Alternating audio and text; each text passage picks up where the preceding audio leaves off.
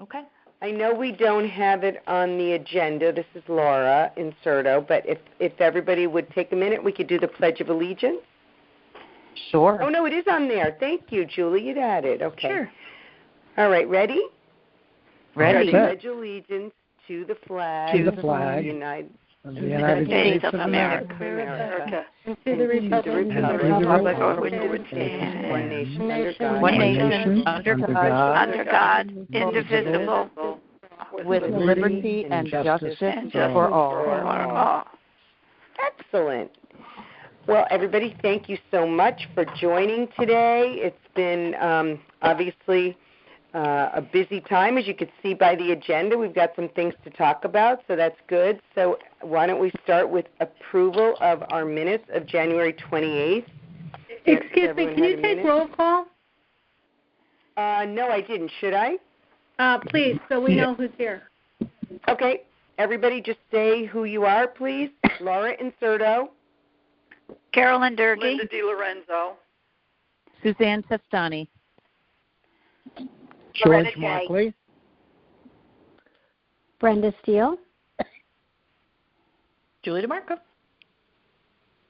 And Loretta, I think you're on, right? Okay, so we're missing me and Yes, I thought I was. And Barbara. Is Mary Ellen here? Mary Ellen, you're right. And Barbara. No, we're missing Mary Ellen. We're missing Barbara Nee. And that should do it, right? Okay, thank you. You're welcome. Thank you, Sheila. Okay, so we can move on, and I'd ask for a motion to approve the minutes of January 28th. So moved. George Markley. Second? I second it, Linda. Thank you. Any discussion? Changes? So moved. Thank you. Okay, it looks like we're going to hit some old business here, and we gratefully have Carolyn on with us today. So, Carolyn, can you update us on the Board of Health? Well, to be honest, everything changes. Every week something's different. And I called this afternoon to see how far away we were from the meeting, because the meeting is the beginning of the month and we're near the end of the month. So within 3 weeks, everything changes. There isn't too much to say. Hi, this is Mary Ellen. I'm sorry I'm late. Hi, Mary Ellen. Welcome. I apologize. No problem. Carolyn, there's still her update on the Board of Health. They're still, doing everything, and Julie probably knows better than I do, everything in terms of COVID at the senior center. Okay. Other than that, nothing really pertains too much to us. The schools are opening on March 9th. The COVID vaccine is now going into the pharmacies. So that is a big plus for everybody. And from what I understand, they're now trying to start to get the teachers vaccinated. And the only thing that they've had a little bit of a glitch with is that they're trying to update this BAM site. And so I guess that's been a little bit rocky. But other than that, there really isn't anything that we haven't seen in Fairfield Patch or in Brenda's letters every week. Mm-hmm. This is Mary Ellen. I have a little bit of an update because I'm running one of the mega clinics here in Bridgeport for Hartford Healthcare. So availability, we're launching a large mega clinic officially. Today was one of our soft openings, so I can't stay on the phone call very long. But it'll be 3 days a week here at Central High School for ages 55 and above. We are releasing those appointment dates first thing Monday morning, and we're anticipating about 800 a day here. So that'll be Monday, Tuesday, and Thursdays here at Central. We're going to be opening also one at Sacred Heart University starting mid-March. That may or may not be reserved for teachers. We don't know yet. And that will be accommodating, we're not sure what the number is, and that'll be 3 days a week for a period of time, and then maybe increasing those days. So if people are interested, they will have to wait till Monday and go on to My Chart Plus, which is the Hartford Healthcare portal, and schedule their appointments. And we're giving out Pfizer right now. Every 3 weeks they release what is going to be distributed or administered. That's good. Hi, this is Brenda. So that's wonderful, Mary Ellen. I thought I would just add. Pardon? Yes, it is. Sorry. I just wanted to add that. Okay, go ahead.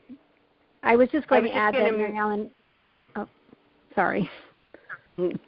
I was just going to mention, this is Laura, that we were going to ask Brenda to give us kind of an overview of what's going on with the vaccines, because I think there's lots of questions that a lot of people have. So we were going to do that under new business, but that's okay. Give us your comments to that, okay, Brenda, and then we'll go back and you can kind of give us your overview of where, pretty much Connecticut's at with the vaccines and more especially, the local area. Okay, sure. Yeah, I'm happy to add it to the new business, but was just going to add to what Mary Ellen said. I just wanted you to know that we were giving Hartford Health as one of the options for people when they call in to the call center, that it's not only through, VAMS, but we do give MyChart and Hartford Health, as an option to people. So it's great that you're adding clinics. That's wonderful. Yeah, I didn't mean to jump in, but I've been here. I had to break away from this to pick up this phone call, and I kind of interrupted or came in 3 minutes into the meeting, so I just heard the word COVID and vaccination, so I thought I'd jump in. But I apologize if I jumped the gun on the agenda thing. Oh, no, I'm pretty that's helpful. right, that makes everybody jump the gun when they hear that. Mm-hmm. Yeah, it's quite the sight to be seen here, quite honestly. So, and we're just doing the soft opening. We're finishing up right now. We close at 4, and so this is our soft opening. But come Monday, word's getting out, so it's going to be quite the thing to see.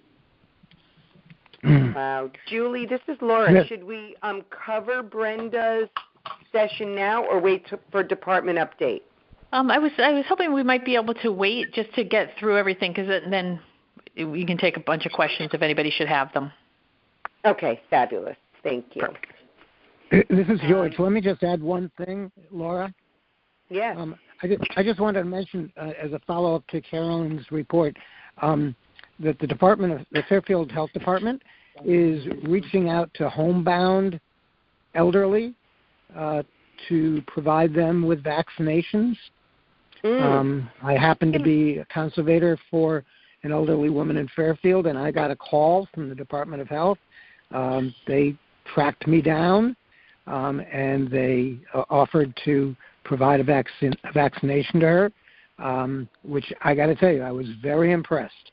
So they're really going out of their way to try to reach everybody in town. So if you know anybody who's homebound and needs to be vaccinated, get in touch with the Department of Health and let them know. You know what, Laura, it's Julie again. I think this probably is a good time to jump in because I don't want to lose the train of thought. George is 100% right, and I'm going to turn it over to Brenda in a sec because she's kind of spearheading that with the health department.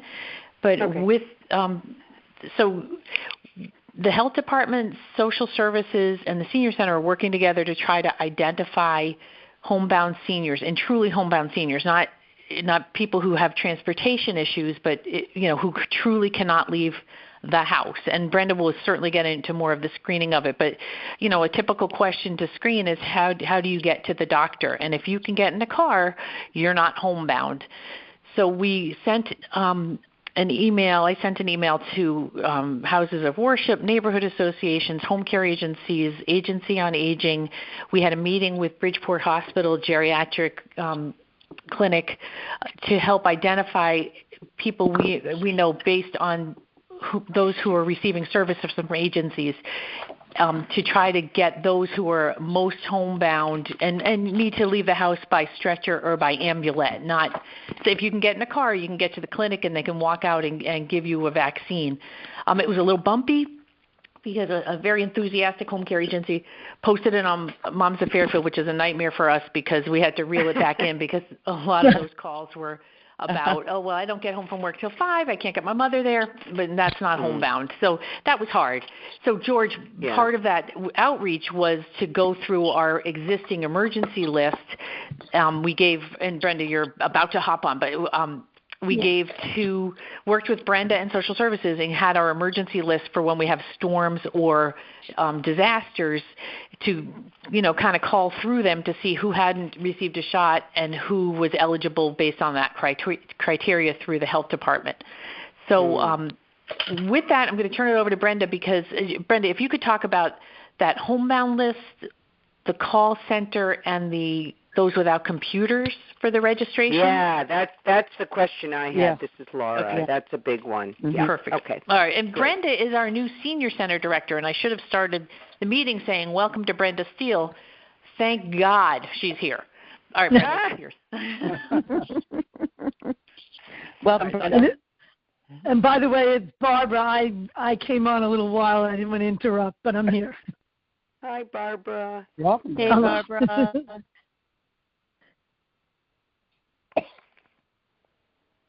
Brenda, it's all yours. You might be muted, Thank Brenda. you. Sorry, I was muted. I'm so sorry. Okay, sorry. So the call center is going extremely well for the town of Fairfield. If you do know of anybody who has questions, direct them to the call center, actually, rather than the Department of Health, because we're trying to kind of streamline the process for them because they're just inundated with phone calls and any questions that we cannot answer. We, of course, talk to, everyone at the Department of Health for certain questions and specific questions that we cannot answer. So we're trying to just help all the departments out. Can you provide us with that phone number, please, Brenda? Sure will. Great. It's 203 203-256 3082. Wonderful. Thank you. So we're averaging around 100 incoming calls a day, along with messages from overnight. It's been a little bit slower the last couple of days. We help people with answering the variety of VAMS questions. So if you're being vaccinated in Fairfield at Mona Terrace, we are going through the VAMS website, which you've probably heard about. And they are trying to update it, but we have helped a lot of people get through the system. We are not able to register people, but we're helping some people walk them through or direct them or just help them with a lot of questions that people have. We also let people know about what Mary Ellen, working at Hartford Health. There are other places to register for the vaccine. So we don't want people thinking that they can only register and have it at Mona Terrace, although some people just want to have it at Mona Terrace. But there's Hartford Health, there's Yale New Haven, and we give them that information. There's Stanford Hospital, there's Griffin Hospital, and as somebody mentioned earlier, the drugstores, Walgreens and CVS, are now going to be offering the vaccine, and you go to their websites to register for that. So there are other options. I just want to make a comment, Liz Laura, about the pharmacies. I went to the Walgreens pharmacy to register my relative, and you have to be registered as a customer of theirs, it appears. Right. Now, whether that's the case or not, just to give everybody a heads up on that. So you do. You have to go to their website and register first. I think they have to be an actual customer to be able to get the vaccine. Okay. That might just be with registering. I'm not sure either. Yeah. They've told us to just direct them to their website where they log in and register. So I don't know if that constitutes being a customer. But so that's going well because people have options and they're happy to hear that they have options. The Fairfield clinics alone, they are probably averaging 800 a day. They have them one day a week it's first dose, second day a week it's second dose. However, we've already had one clinic that was over 100 people for those that do not have computer or email. And on March 4th, we're about to have another clinic with about 100 people, Fairfield residents only, who do not have access to an email or computer. So that's really exciting, and a lot of people are thrilled about that. And we continue to take those names. We suspect that now that the age is now 55, will be as of Monday 55. We may not have as much need because most people in that age bracket will have an email or a computer, but we still are accepting names for that and taking their information. The homebound individuals, this has been, a really wonderful addition that we've been able to, that Department of Health has been able to start homebound visits with the vaccine. Janet Brogan is heading that up, and it's really been wonderful. So through the call center, we're taking people's information. And as Julie said, we're really making sure that these are individuals that are actually physically not able to leave the home, because, there are several of them, and it's quite a task, taking the vaccine and going to people's homes to do this. So we want to make sure that the truly homebound individuals are getting the vaccine first and at a priority. So we continue with that. We are working with Bridgeport Hospital and other agencies in town with getting a list of the homebound individuals. And again, if you know of a homebound individual or someone who may qualify, please have them call the call center, and we can talk to them. And if they truly are in fact homebound, we can get them added to the list. So it's going really well. And we have an incredible staff of volunteers from the CERT organization group, which is the Certified Emergency Management Response Team. Sorry. Yeah, that's it. Yeah, and they've been amazing. They've been working so hard, and we have 5 volunteers in addition to myself working every day from 10 a.m., actually 9 a.m. to 1. Are they a town? This is Laura. Are they a town-based organization, CERT? They are. Mm-hmm. Oh, okay. They also are helping with our lunch program, and this is Julie. The great thing about them is they have received not only some basic medical training, but also some mental health training. So they're trained also in confidentiality. So when people call in, we need to be sure that when somebody's calling and talking about their personal information, it's not going to be shared, and they're well-versed in what shouldn't be shared. I also just want to add one last thing, is that for the mobile vaccine clinic, it's a senior center bus goes out with a nurse. The nurse goes in and does, registers the person or checks them in as they would inside the clinic, and then the bus and the nurse wait for the 15 minutes or the half hour, depending on which shot it is, to make sure the person's okay, and then goes on to the next one. So it's not a speedy process. It's not like a quick screech, pull-up, shot, leave. It's a little bit more timely than that. And they do like 6 to 8, maybe 7 or 9 a day, and they're doing that twice a week. The basic clinics are the Wednesday and Thursday, as Brenda said, so they can only do those mobile clinics on days when they have a vaccine clinic, just in case if there's extra vaccines, they need to go back and use them. Mm-hmm. Thank you for that, Julie. It's Suzanne. I was in Stop and Shop, and I think I noticed that they're going to be offering the vaccine as well. Have there been any partnering going on with Stop and Shop to find out when they're going to have it available? No, I have not heard that. Yeah. We probably wouldn't be partnering, only sharing that information if they are in fact registered. Right. Well, like people. You were mentioning Walgreens and CVS. As soon as we hear it. Yeah, so we're just kind of, looking at the news every day. Sure, because obviously the more we can share places that are offering it, the more people that can get vaccinated. Yeah, they're going to. They just don't have it available. I saw it at the pharmacy yesterday. Oh, good. Okay. And thanks. Bill, Good. Sorry, Julie, one more thing. I think, Brenda, I'm pretty sure that was this week that the nurses and the bus, it was just yesterday, I think, went to Sullivan McKinney and vaccinated anybody who had not received that vaccine. Was that right? That was yesterday? Yes, that's correct as well, yes. And the parish court has already received their vaccine, so hopefully, senior housing is taken care of. Great. One question, Brenda. So if somebody does not have a computer, just call the call center, but they have to be from Fairfield? Yes. And if they're not, should they call their senior center in the town that they're located? Yeah, they can try that, try their own Department of Health. Or the VAMS Department of Health, and they are not giving any more shots. Right. They should call the state Department of Public Health number, that 877 number. I'll send that out because we're unusual. We have not all towns have an amazing call center that can help, and not all towns are doing the mobile vaccine or helping people without computers. There's an 877 number that people can call, and then the state will call back. I do have that number. Hold on one second. It's 877. And I'm actually happy to email everyone some of these, the variety of good places that we're sharing. I can do that tomorrow if you'd like. Perfect.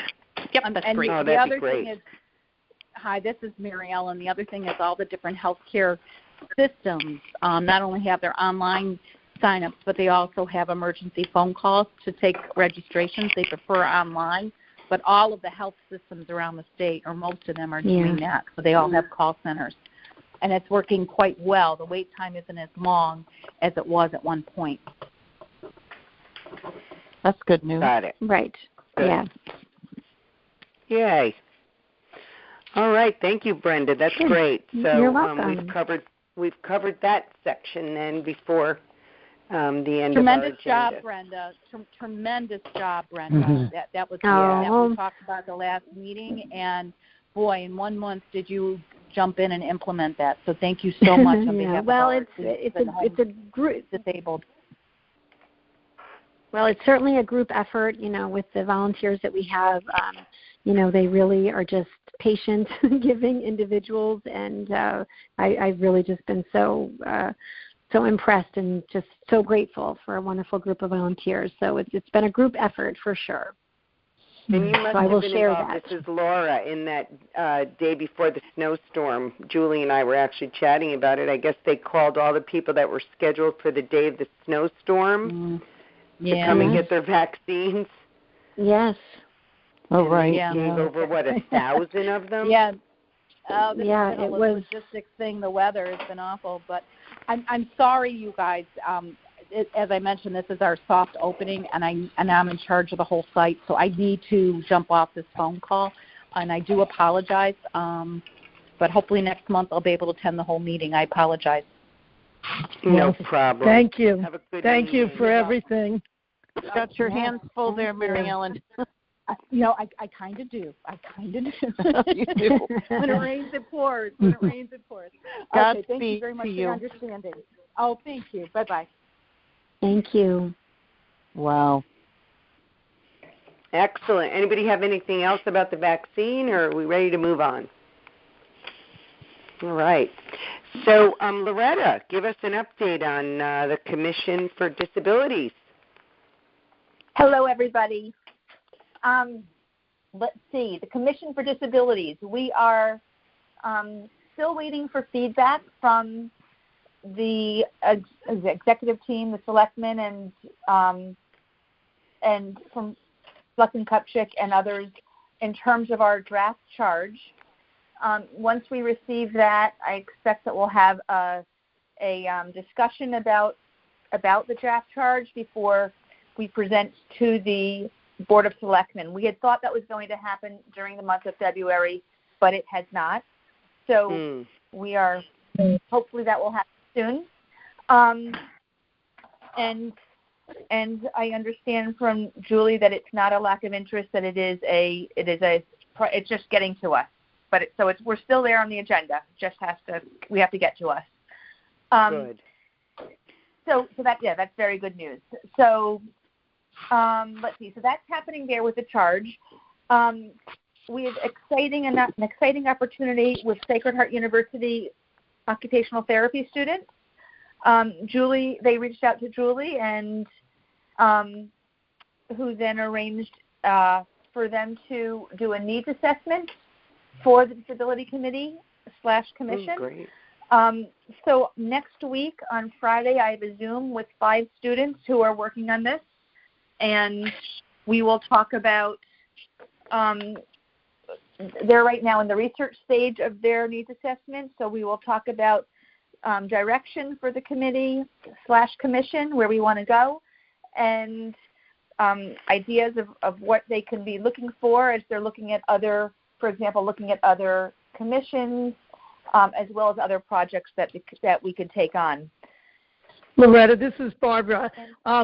Am I mixed up or whatever? It's very possible, but I thought we had done a needs assessment with another group of students. Wasn't that Julie with Sacred Heart or something?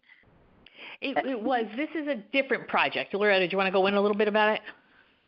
So this is going to be, that was more in terms of what the needs are in terms of our community. This will be more looking deeper in terms of what other commissions are doing and learning from other municipalities and building upon that and recognizing the different ways that we can dig deeper. It'll be a build. Yeah, because I remember the last time it was kind of broad strokes, the housing and it was what you would expect would have come out. And then I know that Linda and me and a few of us actually did reach out to the different, municipalities to look at, so this was all sort of in our initial stuff. So I'm just asking what's going to be different or deeper this time.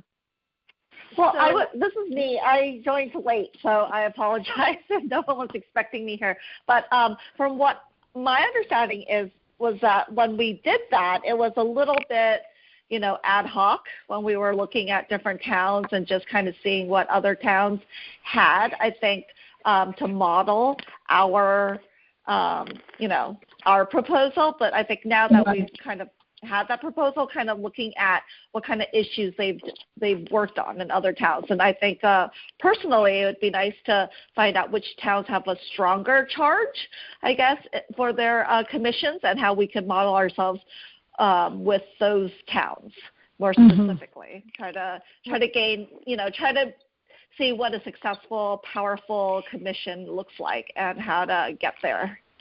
Right. Okay. So, yeah, it just, it sounded like, some of it we've done already, but it sounds like you're going into a deeper dive in the next level now. It will definitely be a deeper dive, and they'll when we talk next week, we'll be talking about where we already are and building upon that rather than replicating.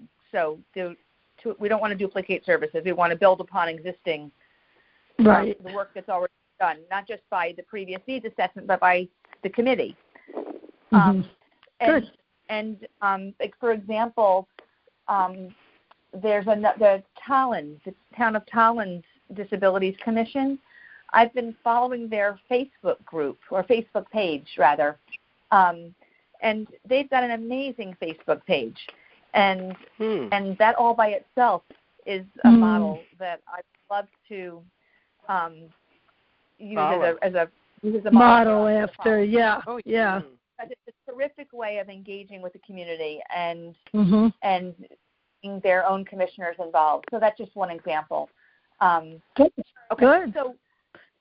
So that's happening, and then the last thing is we have a few community members who have expressed interest in the commission and whether they've attended our committee meetings or they've expressed an interest in being involved with the commission and were interested in submitting their names. So I've reached out to them just to ask if they have ideas and things that they want to share to be considered for the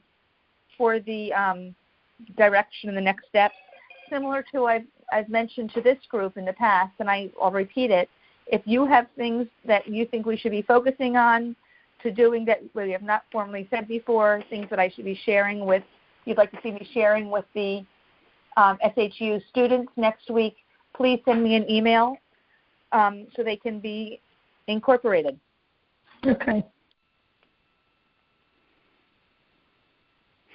That's all that I have. Julie, did I miss anything? Loretta. No, you got it all. That was great. Yes, thank you. And hopefully you'll get in front of that group in March. Hopefully. Fingers crossed. All right. And, okay, I guess we can move on then to new business. As we talked about in our last month's call, we thought it would be a nice regeneration of what we did 2 years ago before COVID, prior to COVID, when we would invite certain speakers to join our meeting and learn a little bit about what they do, whether it be a corresponding commission or, based on some of the, points of interest that either as a commission or individuals have that they would like to learn more about. maybe focus on, like one of Julie's big points of interest that she'd like to further develop is, of course, the veterans component for our town. And, different agencies and maybe individuals that could,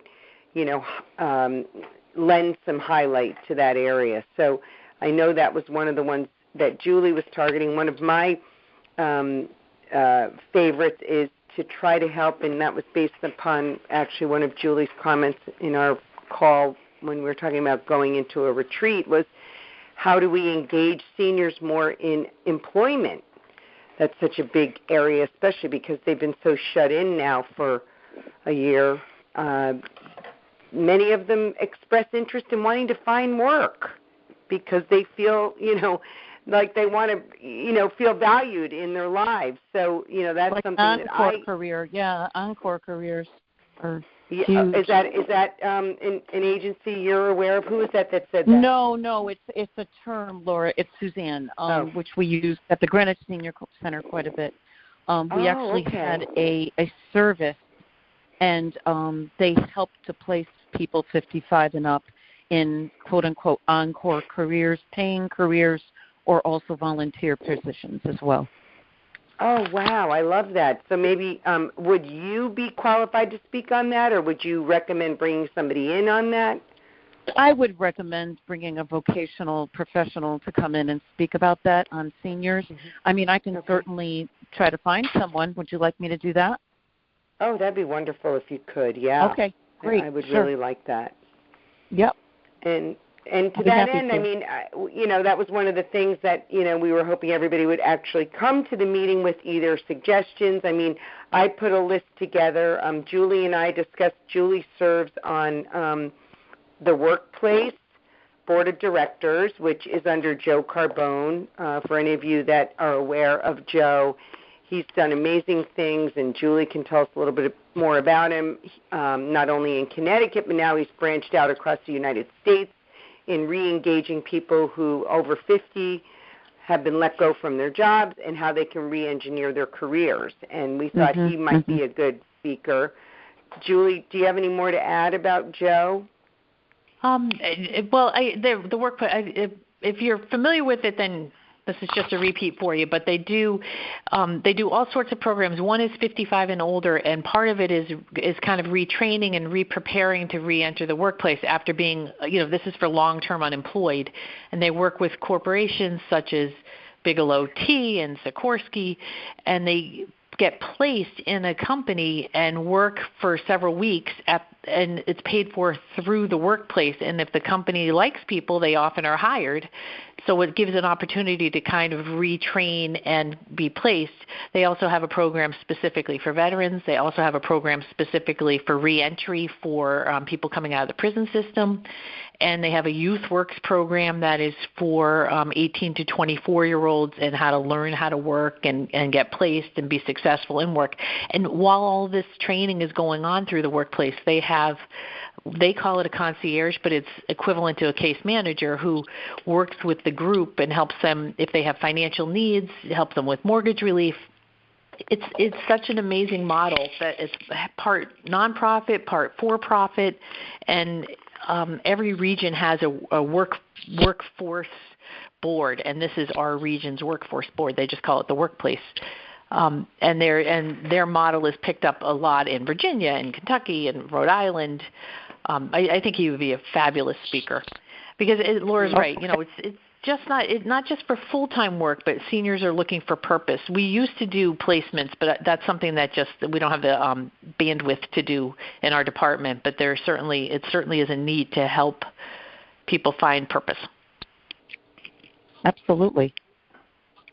Especially still with senior centers closed, right. And we don't know for how much longer, but at least it gives them something to maybe start engaging in. So we were thinking about inviting Joe to come and speak, but I would also definitely, Suzanne, like if you could come to us with a recommendation for Encore, since it has been done successfully already, it sounds like, in the Greenwich Senior Center, correct? Right. Mm-hmm. Yes, and it was more for retirees, looking for a quote-unquote encore career. But I can see this other gentleman, branches out with the retraining and all that kind of thing with people losing their jobs on the onset of COVID especially. Mm-hmm.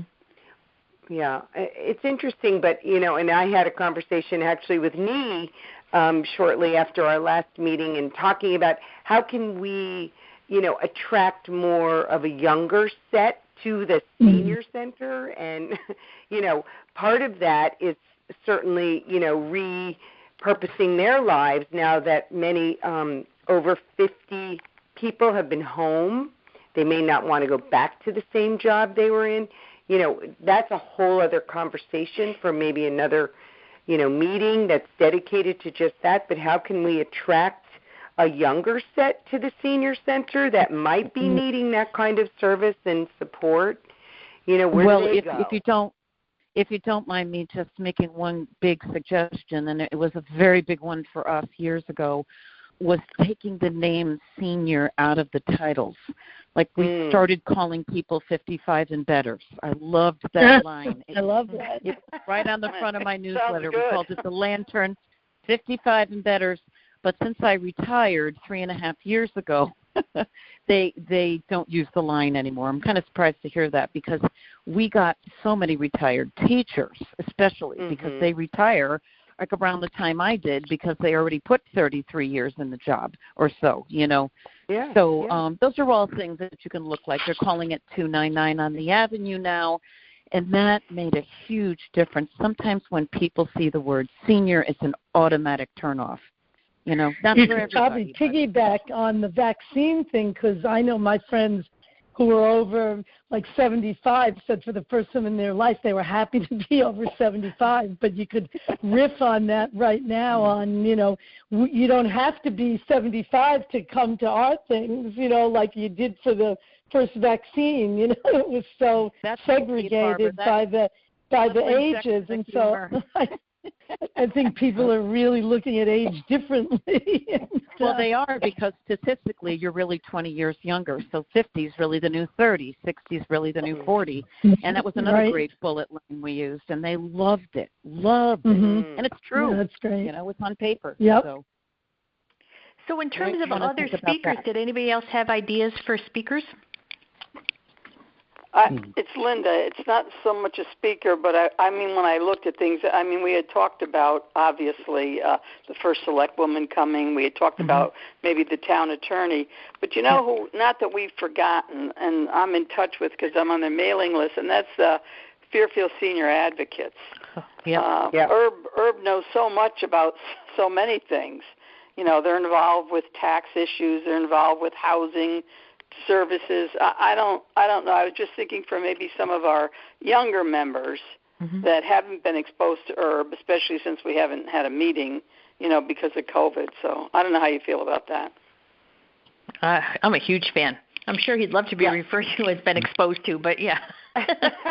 That's a great idea, Linda. In fact, I was just looking at there's Laura, 2 emails from Herb because I did reach out to him to invite him as a listener today, and unfortunately he is tied up this afternoon. But I very much want to keep Herb at the top of the list for involvement and as a resource because he's an amazing person, but also a great, engager of information, particularly about the state AARP information, which he's offering to connect us with the woman in charge. So I think that would be a great, person to engage for one of our meetings, right?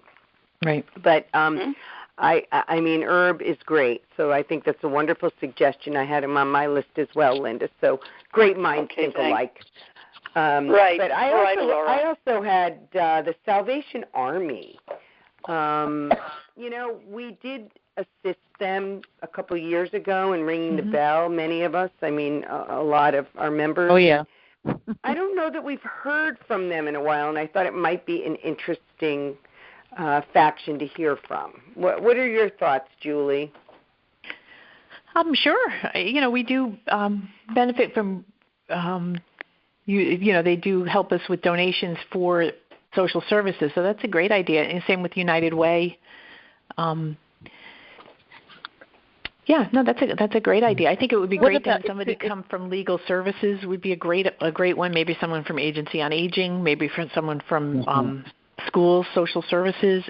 School social workers, because our commission is not just for seniors; it's also for social services. So it would be great to try to tap into that as well. It's Suzanne. Laura, what about the?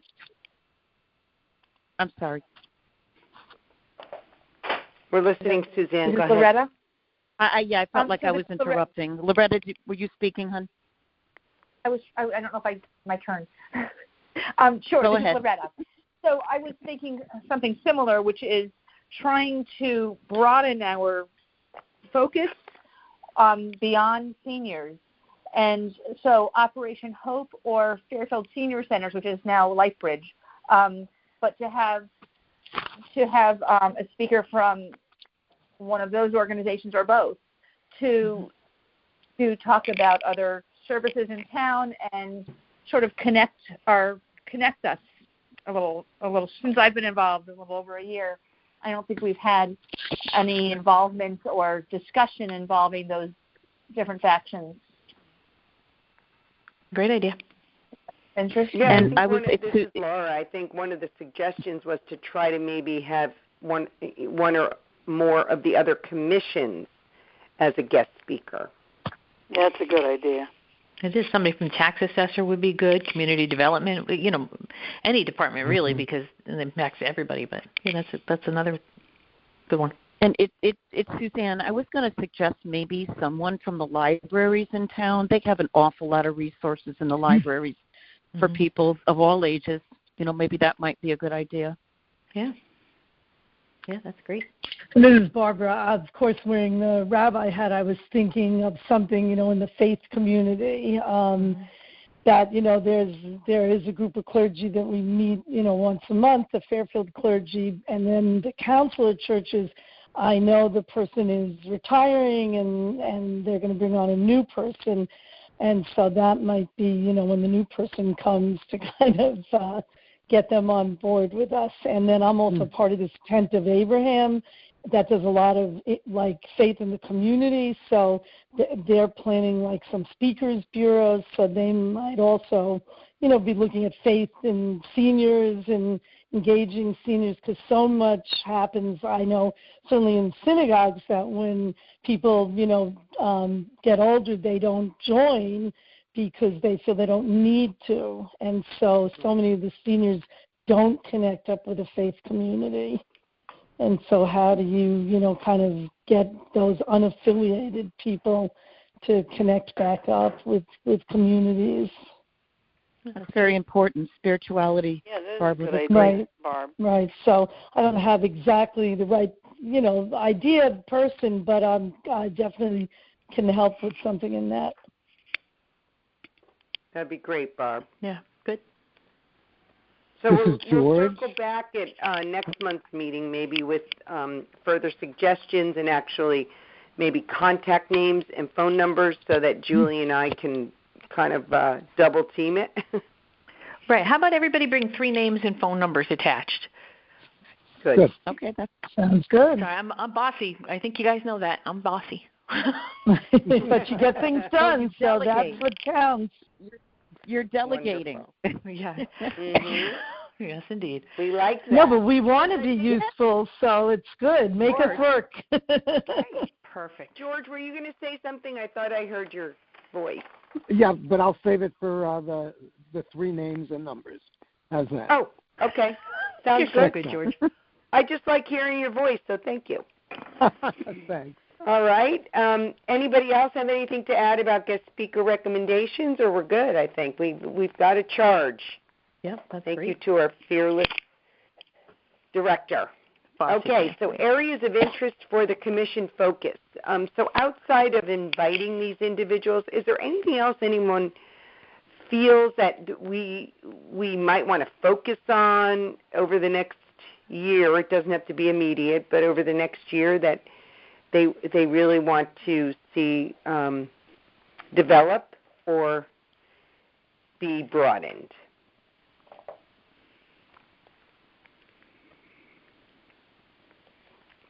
No? I think it's, wow, we got a if silent Herb group comes, here. I'm sorry, it's Julie. If Herb, if we can get Herb to be a speaker maybe next month and talk about things that are going on with housing, it might be good to start looking at something like housing, like, I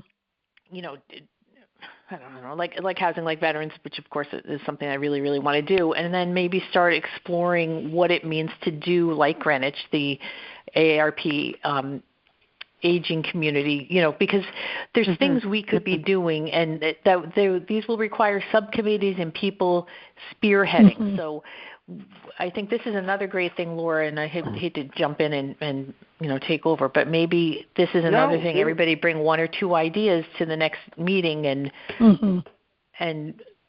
start nailing that down.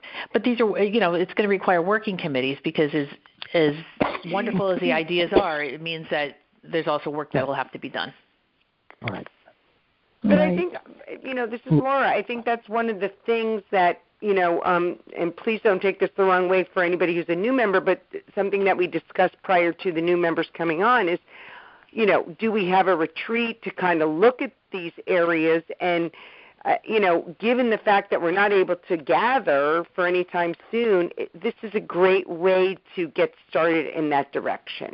So thank you, Julie. I think that's a wonderful way to get going, and we can develop committees that can get great work done. And you know what? We've accomplished our mission, right? So thank you. That's great. Yeah, and this is Barbara. I think, when we were looking at planning the retreat, which didn't end up happening, I think the unanimous feeling, and again, Julie, this is like, to piggyback what was just said, is that we want to be useful. We want to do more. We want to be put to work and have charges. I think everyone that was in our meeting at least felt very much that way. So don't apologize when you say it. You always sound like so apologetic that you're giving some stuff to us.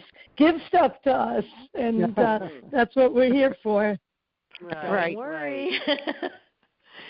Not too much, but we're volunteers. But not too much, but enough to say, yes, I feel valued, right?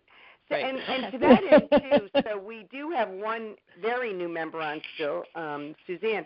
So would it be beneficial to create a committee for new member orientation? You're one of our newest members. I mean, would that help you? I'm just interested. You mean as far as the Senior Center, Laura? No, as far as being a member of the Human Services Commission, do you have a good sense of what the roles and responsibilities are, and do you feel like you have a good direction for what we're doing? I mean, sometimes we overthink things, but we're just trying to be cognizant of new members, and if there's, areas that you still question, like, what do they do and what am I supposed to do kind of thing? Well, for me, it's been like a decompression coming off of one municipality of similar scope to Fairfield. Things are done a little bit differently in Fairfield. I've been learning as I've been going along. But, yes, I can definitely do with some more direction as far as the needs of the municipality of the town of Fairfield. Absolutely. And maybe Julie, that maybe could be accomplished through our guest speaker of Jimmy Baldwin, our town attorney. Right. I think the town was putting together, and there was a Robert's Rules meeting coming up. I think you all got that announcement. Yes, in March, right. Right, and that's important to go to, because it's not only about how to run a meeting, it's about what the charge means and how discussion is guided and recorded, because everything, that's why we're on the conference call rather than a Zoom, because the meetings are recorded. I would encourage anybody who can go to that, because it's just important as commissioner to know what your role is. It's not just a feather in a cap. It's an actual important role, because we're in the charter. Good point. I meant to bring that up. Laura? That's right. Yes, George. Since you like hearing my voice. I do. I just wanted to add another, potential area, and I'm not sure about this, but it's the other end of the spectrum, and that is whether the commission and the departments have any role in assisting youth in crisis. in town. Mm-hmm. And maybe that's something we can explore with school officials if they come in to talk to us. But it's an issue, and I just don't know if there's a way in which we can assist and provide other avenues for youth who are dealing with issues. That's actually excellent, George, because there is so much psychological impact on the students who haven't been able to integrate with their friends and their classmates and their peer groups. Mm-hmm. I mean, that's huge right now. Maybe Superintendent Cummings would be one of my suggestions, one of my 3 people that we could have come and speak about that. He's excellent on that topic. Yeah. That would be good. It might also be good to invite. There is a youth services bureau in town. Probably invite somebody from there to talk about it because that would be it would be important to get their perspective and perhaps somebody from Fairfield Cares to do that as well because they're at the Prevention Council. Right. And maybe somebody from the Parks and Rec Department because I know they deal with a lot of youth as well. Exactly, and that's where the Youth Services Bureau is. You're right. Oh, okay. Good. And George, I think thanks for lifting that up because I think, we think seniors, but it's human services. And so we've got to branch from that. And I think our mindset is of age group. Right. Yeah. Excellent, George. and just a reminder all, while we're on the Roberts Rule meeting, it is this Wednesday, March 3rd at 7 p.m., and if anybody would like, we can resend the link if you don't have it in your email so that you can join on. That's a great idea, Laura. Great. Okay, so I'll resend that, or Julie can. Either one of us. We'll make sure you get it. Okay. Excellent. Oh, wow. Okay. Anybody else on this topic, or should we move on? See, there's the Roberts Rule was next on our agenda, so we're good. Yeah. And we'll resend that. And Julie, give us your department update, please. All right. Well, the biggest news is Brenda Steele is a gift and is not only a hard worker but fits in so nicely, and it just makes us feel like the piece of the puzzle that was missing is here. So I am so thrilled that she is here. So that's the big news. Sure. Our budget is submitted, and budget hearings start next week. There's not a lot of change. If I can figure out how to, and I might have to get remedial help on, sending budget 101. But the only change we really had was I've put in for the budget, and I'm not. It's not that I'm not hopeful, but I'm. It's a hard year, so I don't know where we'll land on it. But I did put into the budget to make Brenda's position full time. I don't know how that's going to fall. Usually it takes, 2 to 3 years to have that done, and we put it in for last year. I don't know. It's a hard year with the fill piles, so it would be wonderful, but it would be also okay to wait a year. So I will keep you posted on that. That's a great initiative, Julie. That's excellent. Yeah, I think we really need that help. Yes. Okay, so that's the budget. And when there start being, when the issues start coming up, I'm probably going to bug you about maybe hopping on a call or sending an email since it's no public comment. Sorry, don't hop on a call. No public comment. So maybe to send an email and support, but you'll have to see the budget before you can support it. So bear with me on that one. I'll divvy up by 2 different areas. I'll start with the senior center. We are still delivering lunches about between 45 and 50 each day, and that's been since mid-March last year. So that's more than 14,000 lunches delivered to homebound seniors.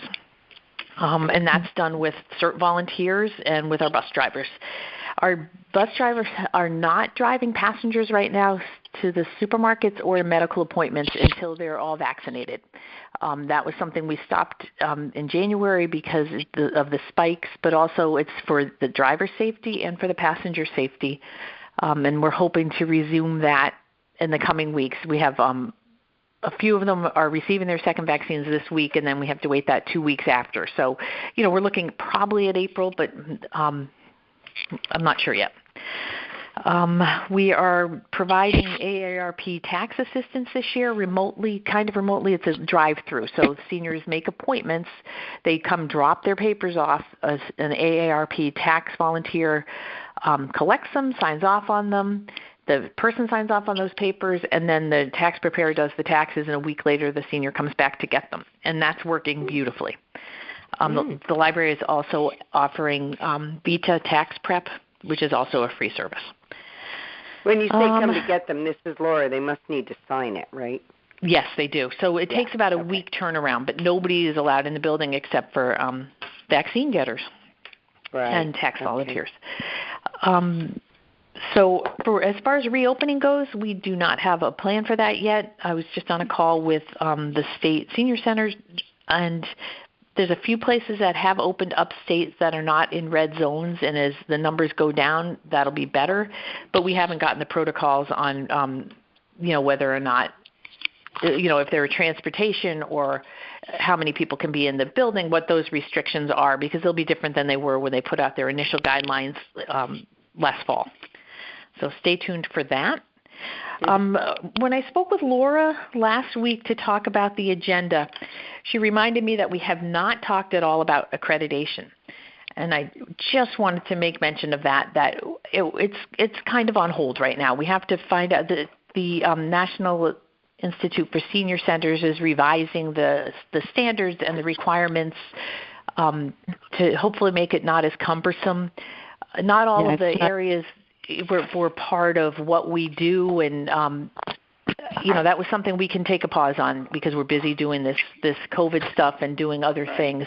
And not that it's not important, but I'm not sure that's the way we want to go. And that's a conversation as a commission we'll have together to find out if that's something we want to pursue. It may be unnecessary if we do the AARP way. So it's just on hold. That's the short answer. And in support of what Julie's saying, this is Laura. It doesn't lend that much value to what we're doing. In other words, it's a good thing to say, we're accredited, but in the end, there's no real value that it offers. So the question is it worth even continuing? To add that. Yeah. Exactly. So it's a lot of work. It's Linda. It's a lot of work. It is. A lot of work. Yeah, absolutely. And it's not that the centers that are accredited, they felt it was a valuable look over what they do and how they do things, and I do agree with that. What we did do was helpful. It's just it's other than having what Laura just said, having the point of saying we're accredited. It's hard to picture right now. So together we're going to have to figure out if we want to do that, and stay tuned. Back burner. Yeah. Good. All right. For social services, we are hopping. In addition to Brenda working with the social workers to update that emergency at-home list and also the homebound list for the vaccines, we are working together with Fairfield Cares, schools, and police and fire on a suicide postvention group. So we're doing a lot of different trainings and a lot of meetings with a core group of planners to try to figure out what the town's response will be in the case of a suicide. And schools have a plan, have a community that support and help families, with whether it's with social media or with messaging or with or reacting and helping to guide the family through the process and handle those ripples that come as time goes on. The town, we need a similar plan for non-school related deaths by suicide. And God help us, we hope that never happens, but we're starting to have that conversation about how the town will handle that. Police and fire do a fabulous job, but there might be times that more is needed or that different things are needed. So that's going to be interesting, and it's challenging for us. It's a heavy lift. It's a lot of information, and there's a lot to learn. So Amy Luciano and I, one of our social workers, Amy, is working on that with me, and that's so that'll be on the social services side, and Brenda will be on the senior center side because it will impact everybody. So that's the hard one. Campership is starting now. All the summer camps, people are registering, and we are helping families with camp as those requests come in. We're seeing an increase in police and fire referrals and also protective services for the elderly referrals. Not a leap, but a few more here and there.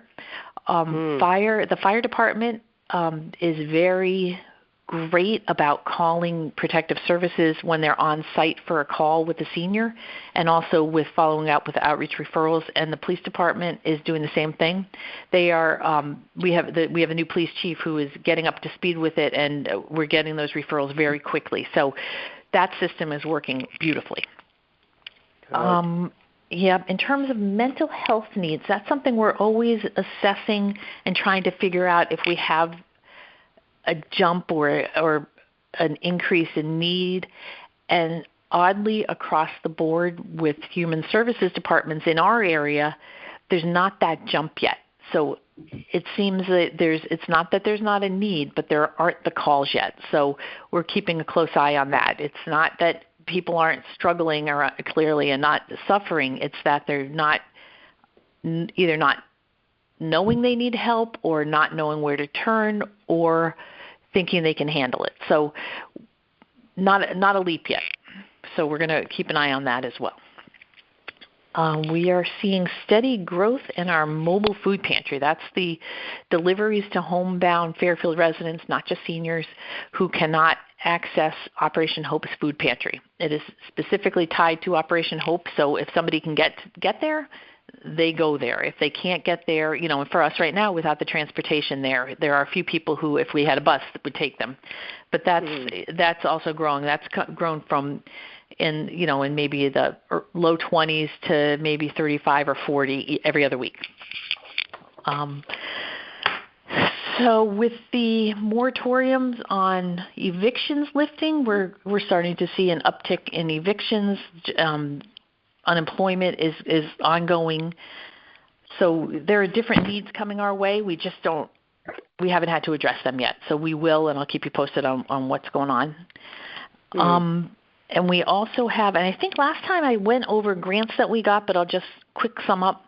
We have a grant from the state. It's the senior center personnel. It's all the senior center directors got grants from the state and from the CARES Act for $2,500 per senior center if you applied, and we did. And that's for additional iPads to kind of build in more from the Rotary grant we got. You'll remember we got a grant, and we are buying iPads for a lending library. So we will have even more now, which is fabulous. We have a United Way grant for up to $500 for 8 families for utilities and rental assistance. We got a $20,000 CDB grant, the Community Development Block Grant, and that is for up to $1,000 per family for additional utility assistance because these bills are coming in high. The Father Coleman Fund is something out of the Knights of Columbus, and they have created with us a warming fund, and that's obviously for heat assistance, but that's $7,500. And also we have the COVID Relief Fund, which we thought was kind of petering out, but there was an influx of donations, so we're still able to help families with that. Yep, I think that's it. Any questions? Julie, hi, this is... I'm sorry, George, go ahead. Quick question. In the past, there have been fundraisers for the camper ships, as I recall. Yep. Are we doing anything in that regard, or are the costs being covered, or should we be addressing that in some way? We will be sending out a letter. We're not doing a fundraiser just because it's COVID times. We're going to put out a request for assistance, but and hope for the best. That's what we're going to do. Yeah. Julie, it's Suzanne. When you do purchase the iPads and you have a lending library, how do you handle damages? Do they ever come I don't know. back We haven't had it yet. So on this call with the other senior center directors, there haven't been damages. People are so grateful to have it; they haven't been lost. And this is, it could very well happen that they do get lost, and somebody who doesn't have an iPad at home, chances are wouldn't be able to replace it because most most seniors or family members would provide either a computer if they could, or an iPad, or any kind of tablet. So these would be the more people who would not be able to afford an iPad. So honestly, I would just take it as a loss, because it's important to give them the opportunity to participate and not be isolated. I hope it doesn't happen, but we're going to go after anybody? No. Well, I wasn't thinking of terms and going after people, but like on the youth levels, we would give out the Chromebooks, obviously, to children that did not have Chromebooks at home, but there had to be like a little bit of a down payment of $20, just to hold it accountable in case there were damages. Like a lot of times, the department within the Board of Education could repair them. You know what I mean? But they do get damaged. Is that actually the case in the school district? I wasn't aware. Whether yes, in Trumbull, Loretta, yes, we had a $20 deposit that families had to put down. They'll have to sign it they would out come like back the library. It's rare, but it does happen when they come back damaged. The library is going to put their software on it, and we have a release. They have to sign a form. There's all sorts of paperwork to sign, but that's the people who I think of who are the seniors who we would be loaning them to don't have the opportunity. They're isolated, so it's I understand. I'm just wondering how you handle damages. Yeah, that's all. Yep. Okay. This is Loretta. Thanks, Julie, for your summary of all that's going on. It's very interesting to hear that you're not seeing the uptick in mental health services. Could you please, are you talking about the request for services to the Human Services Department? And can you sort of refresh our memory about what specifically those services are that are provided? Like, is it ongoing counseling or just crisis intervention and referral out? Exactly. That makes a lot of sense. We do not do ongoing counseling. We don't do therapy. We don't see anybody on a regular basis. We do very basic case management, but there are spurts when somebody calls. We do referral for resources, crisis intervention, and then send them on their way. So we have a group, a core group of mental health providers, whether they're private practice or various organizations around that provide ongoing therapy and treatment, and we refer to them. We're not getting those questions right now, and it's odd, and we're not alone. It's most of the different area, most of our core group of human services departments are seeing it's like an ominous quiet. You know what I mean? Like we're just waiting. It might, it may be because people don't want to do telehealth. It may be that people don't know that there is telehealth. So I don't know I'm not sure what it is. It's actually interesting. Cause I actually have found the opposite in one of the hats that I wear. So are the services provided for 18 and up or for youth as well? 18 and up. 18 and up only. Yep. Huh. Okay. Yeah. I mean, that's not to say it's not going to happen, but there, and maybe, could change tomorrow, Loretta. I just don't know. It's just it's like an ominous feeling. Okay. Thank you. Well, maybe that will be addressed, this is Laura, when we invite the Youth Commission, as we discussed, right? Maybe we can get some answers there. So timing in life is everything. Mm-hmm. Youth Services Bureau, I think I wrote down. Is that what it's called? Yeah. Mm-hmm. It is. Has Ginny's replacement happened yet after Ginny retired? Ginny Paulus was the I don't know who is taking on youth services, but Brenda and I have a meeting tomorrow. That's a great question we can ask tomorrow. Okay.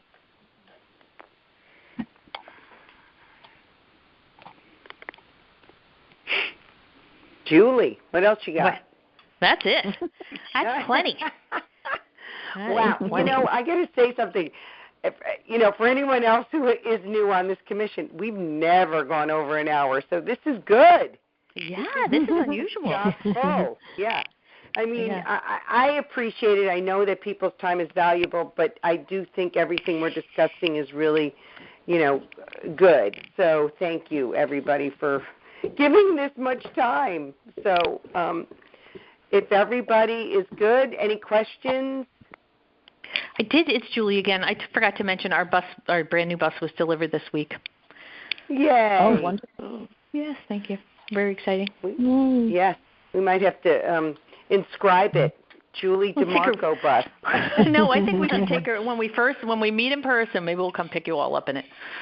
Oh, fun. Oh, that'd be fun. We can break a bottle of non-alcoholic something on the outside and christen it. I love Perfect. that. Julie, all right, anybody else have any questions? Go ahead, George. Julie, George, I hear you. Is that an additional bus or a replacement bus?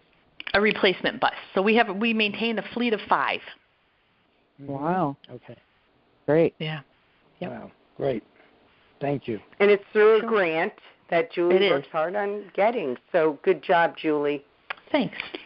Nobody even knows really what her day is all about, and from minute by minute. I'm sure that Janet could tell us, though. And you must give Janet our best. We do miss seeing Janet, so please give her our best. Yeah. She is a love, isn't she?